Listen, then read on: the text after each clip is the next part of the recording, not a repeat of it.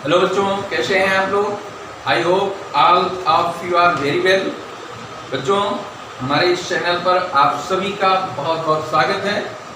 बच्चों, आज हम बालाजी मैथ्स यानी बालाजी की प्रकाशन की जो बुक है क्लास 12 मैथ्स की, उससे हम लोग कॉन्टिन्यूटी चैप्टर का एक्सरसाइज 6.2 कर रहे हैं, जिसमें क्वेश्चन 12 तक हम लोग कर चुके हैं पिछले वीडियोज में।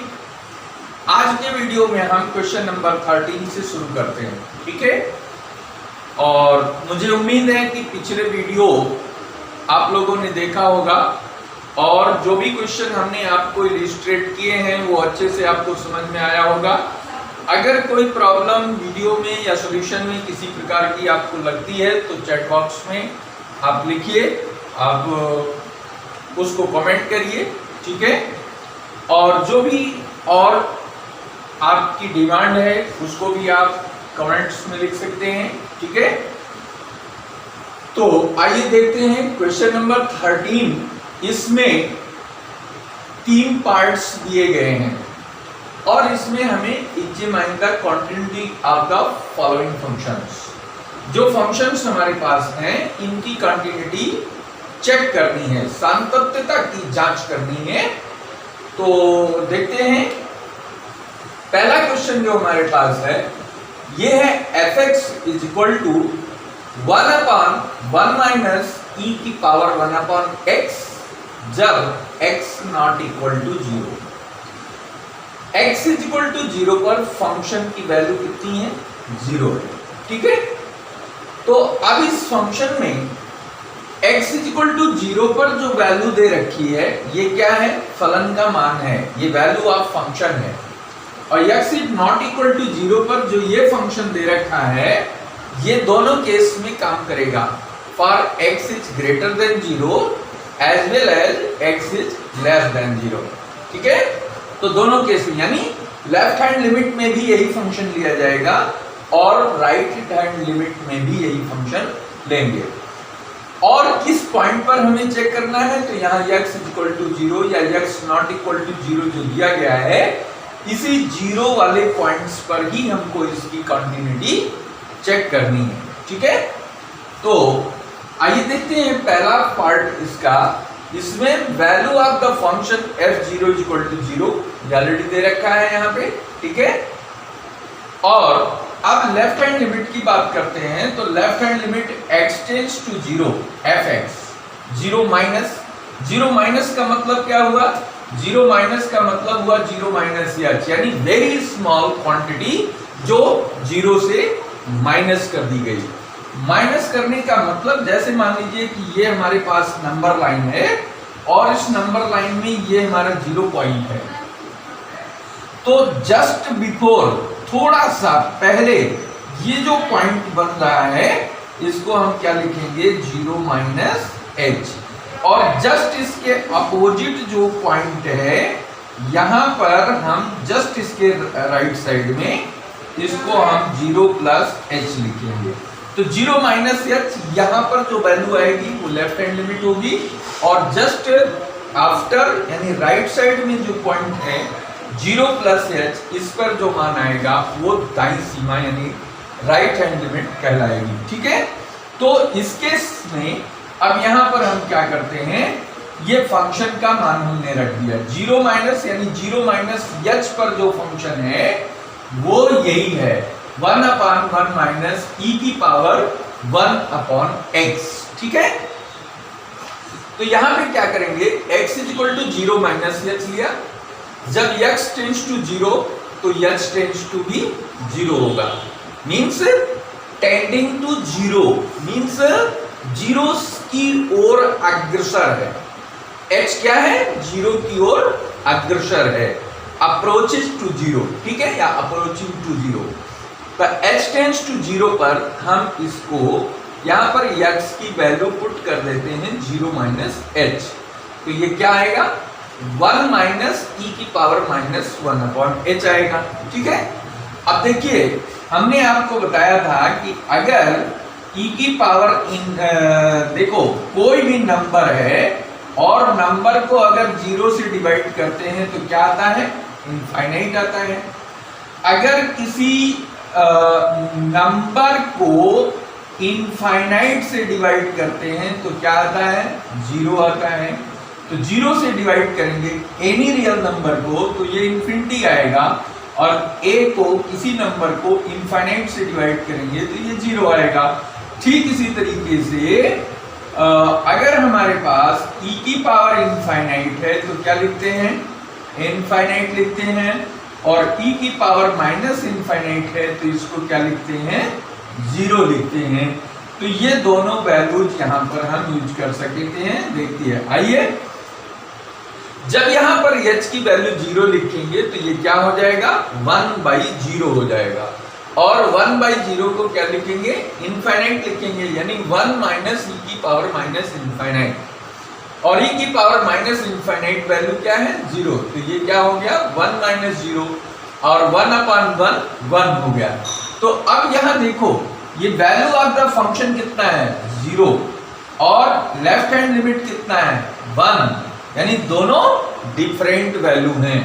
तो जब ये वैल्यू इसके इक्वल नहीं है तो हम लिख सकते हैं फंक्शन डिसकंटीन्यूअस है एट x इक्वल टू 0, क्योंकि हम पिछले क्वेश्चंस में सॉल्व कर चुके हैं, कॉन्सेप्ट में भी पढ़ चुके हैं कि कॉन्टिन्यूटी तभी एग्जिस्ट करती है किसी फंक्शन की जब उसका लेफ्ट हैंड लिमिट इक्वल होता है राइट हैंड लिमिट के, और right hand limit equal to होता है वैल्यू ऑफ द फंक्शन के। तीनों चीजें सेम होनी चाहिए, और exactly here left hand limit not equal to value of the function, दो therefore you can say that function is discontinuous at x equal to 0। ठीक है, तो इस तरीके से हमारा ये पहला पार्ट कंप्लीट हो गया, और इसी प्रकार हम दूसरा पार्ट भी कर सकते हैं। तो दूसरा पार्ट आइए देखते हैं, बहुत ही इजी है, इसको भी हम इसी तरीके से सेकेंड पार्ट करेंगे। सेकेंड पार्ट में भी वैल्यू ऑफ द फंक्शन जो है वो है e की power 1/x when x not equal to 0 and 0 when x equal to 0। तो अब यहाँ पर वैल्यू ऑफ फंक्शन की अगर हम बात करते हैं तो फंक्शन की वैल्यू कितनी है? 0। देखिए x इक्वल टू 0 पर 0 दे रखा है, तो ये वैल्यू हो गई, फलन का मान आ गया। अब इस पर लिमिट निकालो, तो लिमिट सिंपली निकाल लो, limit x tends to 0, left hand limit ले लो, चलो लेफ्ट हैंड लिमिट, तो 0 माइनस fx।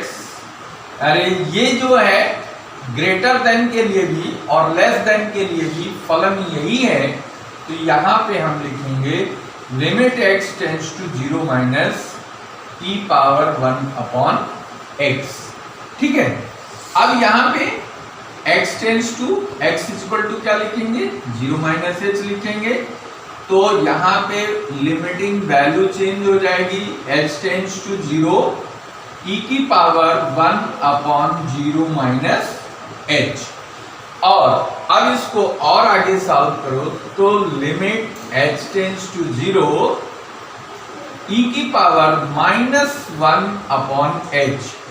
लिमिट यहाँ पे रखोगे, या इसका अगर एक्सपेंशन करना चाहो, सिंपली अगर करना चाहो तो सिंपली तो यही हो जाएगा, लिमिट अप्लाई करने पर e पावर -1/0 यानी e पावर माइनस इनफाइनाइट की वैल्यू क्या हो गई? 0 हो गई। और इसी तरीके से राइट हैंड लिमिट अगर निकालते हैं तो limit x tends to 0 plus e power 1/x, तो ये हो गया limit h tends to 0 e power 1/0 plus h। और इसको आगे क्या लिखोगे? h टेंड्स टू 0 e की पावर 1/h लिखोगे, ठीक है ना? 1/h, h टेंड्स टू 0 यानी लिमिट यहाँ अप्लाई करेंगे तो ये बहुत ही आसानी से आप देख सकते हो क्या हो गया? 1/0, और 1/0 क्या होता है? e पावर इनफाइनाइट, ई पावर इनफाइनाइट की वैल्यू क्या होती है? इनफाइनाइट होती है। तो अब आप देख रहे हो वैल्यू ऑफ द फंक्शन 0 है, लेफ्ट हैंड लिमिट 0 है, राइट हैंड लिमिट इनफाइनाइट है, मामला बिगड़ गया ना। तो अब left hand limit, since left hand limit not equal to right hand limit, therefore क्या लिख सकते हो? देयरफॉर यहां पे ये आ जाएगा function is discontinuous, function is discontinuous, ठीक है, एट x इक्वल टू 0। बात क्लियर हो गई ना? तो पहला और दूसरा ये दोनों पार्ट इस क्वेश्चन के जिस तरीके से किए हैं हम लोग, उसी तरीके से आपको इसका तीसरा पार्ट भी करना है। तो ये पार्ट हम नहीं करेंगे, ये पार्ट आप खुद करेंगे और खुद करके आप कमेंट में बताएंगे कि क्या ये क्वेश्चन आपका हो गया। अगर नहीं हुआ तो क्या प्रॉब्लम आ रही है कमेंट में आप हमें बताएंगे, ठीक है। तो इसी के साथ नेक्स्ट हम क्वेश्चन नंबर 14 पे चलते हैं। इसके पहले आप इसको नोट डाउन करें।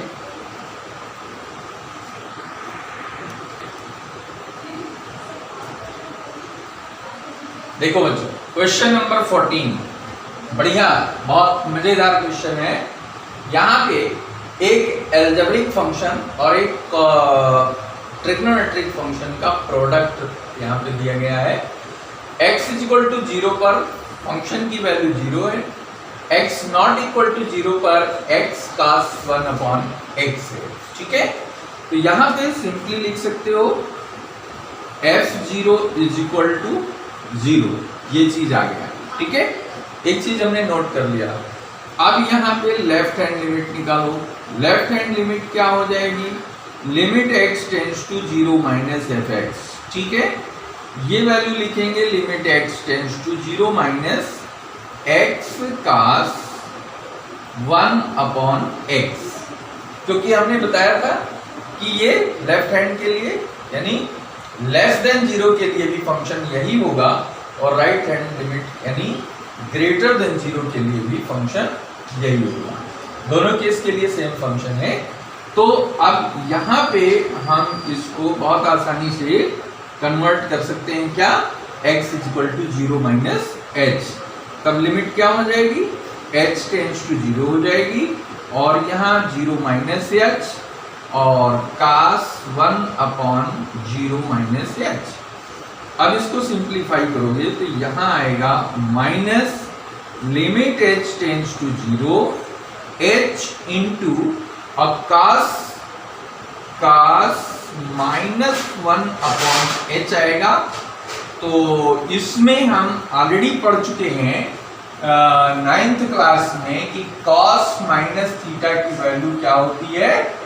cos थीटा होती है, यानी नेगेटिव यहाँ पे गायब हो जाता है। क्यों? ये चौथे चतुर्थांश में है, फोर्थ क्वाड्रेंट में लाई करता है। तो ये cos माइनस 1 अपॉन h की वैल्यू क्या हो जाएगी? ये हो जाएगी cos 1 अपॉन h। तो अब इसको हम लिखेंगे left hand limit is equal to minus limit h tends to 0 h into ये आ जाएगा limit h tends to 0 cos 1 upon h। अब क्या बन गया यहाँ पे? लिमिट h टेंड्स टू 0 लिखोगे तो ये 0 आएगा इंटू ये cos कितना हो जाएगा? 1 अपॉन 0, यानी इसको 0 इंटू cos इनफाइनाइट लिखोगे। अब cos इनफाइनाइट, cos थीटा या sin थीटा दोनों फंक्शन का जो प्रांत है, डोमेन है, वो क्या होता है? वो होता है माइनस इंफिनिटी टू इंफिनिटी, यानी सेट ऑफ रियल नंबर, ठीक है। लेकिन cos और sin थीटा का जो रेंज है वो आपको बताया गया है, रेंज यानी प्रसार, range of sin theta and cos theta. ये कितना होता है? -1 से 1 होता है। यानी -1 से 1 के बीच की जो वैल्यू है उनमें से ही जो है इसका रेंज आएगा। तो cos इंफिनिटी जो है ये कितना हो जाएगा, 0 इंटू -1 और 1 के बीच वैल्यू, -1 से और 1 के बीच फाइनाइट वैल्यू, ठीक है, फाइनाइट वैल्यू। तो फाइनाइट, क्योंकि -1 से 1 के बीच में जो भी मान आएगा वो क्या होगा, फाइनाइट ही होगा, परिमित होगा। तो परिमित राशि आएगी यहाँ पे। तो रेंज का ये ध्यान रख करके इसको हम ऐसा लिख सकते हैं, इसको सिंपली लिख लो 0 into finite quantity. Finite quantity लिखोगे तो फाइनाइट क्वांटिटी को 0 से गुणा करोगे तो ये क्या आएगा, 0 आएगा, ठीक है। और इसी तरीके से राइट हैंड लिमिट अगर हम लेकर चलते हैं तो राइट हैंड लिमिट में limit x tends to 0 plus और fx आएगा हमारा cos 1 upon cos x cos 1 upon x। और नेक्स्ट इसको x के जगह पे 0 प्लस h रखोगे तो ये cos 1 अपॉन 0 प्लस h हो जाएगा और लिमिट h टेंड्स टू 0 हो जाएगा। क्यों? क्योंकि हमने बताया था कि जब x equal to 0 plus h लेते हैं और x टेंड्स टू 0 बनता है तो h टेंड्स टू 0 भी ये अग्रसर होता है, ठीक है। तो उसी के अकॉर्डिंग अगर हम इसको आगे सॉल्व करते हैं, h टेंड्स टू 0 ये बन जाएगा h इनटू लिमिट की प्रॉपर्टी के अनुसार ये हो जाएगा h tends to 0 cos 1 upon h। यहाँ पर भी वही चीज आ गया, h की लिमिट रखोगे यहाँ 0 आएगा और cos ये की वैल्यू रखोगे तो ये cos इनफाइनाइट आएगा। तो इनफाइनाइट cos इनफाइनाइट की वैल्यू फाइनाइट क्वांटिटी हो गई, ठीक है। और ये परिमित राशि हो गई जो कि -1 से और 1 के बीच में आएगी। क्या है, मिडिल या यू कह लो बिटवीन -1 टू +1, ठीक है। इसके बीच में वैल्यू रहेगी या फिर -1 भी हो सकती है या 1 भी हो सकती है। तो किसी भी फाइनाइट क्वांटिटी को 0 से जब हम मल्टीप्लाई करते हैं तो क्या आता है, 0 आता है। तो राइट हैंड लिमिट और लेफ्ट हैंड लिमिट तथा इसके साथ साथ वैल्यू ऑफ द फंक्शन, ये तीनों चीजें इक्वल हैं। देखिए वैल्यू ऑफ फंक्शन हमारा यहाँ 0 आया है, लेफ्ट हैंड लिमिट 0 आया है, राइट हैंड लिमिट 0 आई है। तो इसलिए हम कह सकते हैं f इज कॉन्टिन्यूअस एट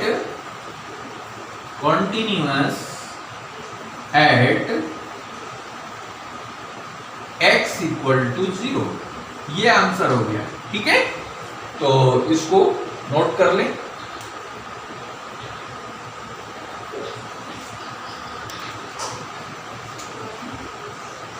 आइए देखिए क्वेश्चन नंबर 14 का सेकेंड पार्ट। सेकेंड पार्ट में क्या है, यहां भी x इक्वल टू 0 पर फलन का मान क्या है, 1 है, इसको 1 कर दिया। और लेफ्ट हैंड लिमिट इसकी निकाल लो तो लेफ्ट हैंड लिमिट होगा x tends to 0 minus fx का मान क्या है, cos 1 अपॉन x है। तो cos 1 अपॉन x को यहाँ पे लिख सकते हो h tends to 0 cos 1 upon 0 minus h। बिल्कुल सेम जैसा हम करते आ रहे हैं पिछले क्वेश्चंस में, वही हमें बार बार रिपीट करना है, कर रहे हैं। और इसलिए हमें पूरा उम्मीद है कि ये आपको अच्छे से अब रिवीजन हो गया होगा, ठीक है। तो ये आएगा 0 माइनस h करेंगे तो माइनस h आएगा, यानी -1 अपॉन h बना।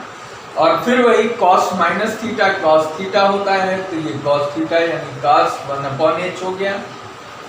Limit h tends to 0 cos 1 upon h पर जब लिमिट अप्लाई करेंगे तो लिमिट अप्लाई करने पर ये cos 1/0 यानी cos इनफाइनाइट हो गया, और cos इनफाइनाइट की वैल्यू क्या हो गई, ये है -1 to 1, ठीक है, ये -1 to 1, और ये फाइनाइट क्वांटिटी आ गई हमारी, ठीक है, फाइनाइट क्वांटिटी आ गई। तो अब फाइनाइट क्वांटिटी को सिंपली हम क्या लिख सकते हैं, फाइनाइट क्वांटिटी लिख सकते हैं, ठीक है। ठीक इसी प्रकार से राइट हैंड लिमिट ले लीजिए। राइट हैंड लिमिट में भी आपका आएगा limit x tends to 0 cos 1/x, ये बन जाएगा limit h tends to 0 cos 1/h, 0 plus h ही होता है, और इसमें लिमिट रखोगे 1/0, तो ये cos इनफाइनाइट हो गया। cos इनफाइनाइट की जो वैल्यू आ गई वो फाइनाइट क्वांटिटी हो गई, ठीक है। तो ये फाइनाइट क्वांटिटी हो गई, और इस फाइनाइट क्वांटिटी यहाँ LHL भी हमारा फाइनाइट क्वांटिटी हो गया और LHL भी हमारा फाइनाइट क्वांटिटी हो गया।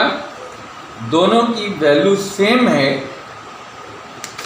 बट यहाँ पे जो हमारा F0 है वो 1 है, तो 1 यहाँ पे नहीं आया, 1 यहाँ पे नहीं आया, यानी वैल्यू सेम नहीं है।